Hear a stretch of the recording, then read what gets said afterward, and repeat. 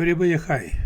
Did you know that there are now around 45 cell and gene therapies approved by the US Food and Drug Administration, FDA? Just a few years ago, these treatments seemed like science fiction. Now they're saving lives. Cells and gene therapies are part of cutting-edge field of medicine known as regenerative medicine. They work in ways that differ from traditional drug and surgery. Gene therapy involves altering the genetic material inside a person's cells to correct or replace a faulty gene. In many cases, this means fixing the root cause of disease rather than simply managing its symptoms. Cell therapy often uses healthy cells, sometimes from the patient, sometimes from a donor, that are modified or grown in a lab and then introduced into the body to repair or replace damaged tissues or cells.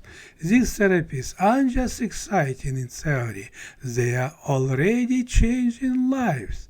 The FDA-approved cell and gene therapies treat a wide range of conditions, including blood cancers, inherited genetic disorders, some types of blood disorders. This number is expected to increase rapidly in the coming years as more research yields new treatments.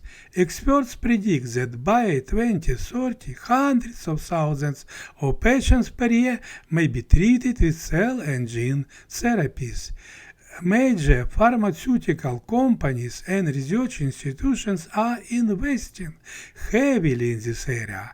Even if you or your loved ones don't need one of these therapies today, this revolution in medicine affects us all. It signals a shift from treating symptoms to potentially curing diseases at the source, something that has never been possible on this scale before. In the coming years, we may see the development of cells and gene therapies for diabetes, heart disease, Alzheimer's, and other conditions. The future of medicine is not just about pills, it's about cells, genes, and hope. These therapies are often costly, sometimes more than $1 million per patient.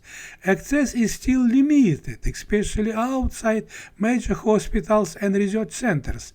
Long-term effects are still being studied, since many of these treatments are very new. The hope is that as science advances and production become more efficient, cost will come down and access will expand. Thanks for likes and sharing.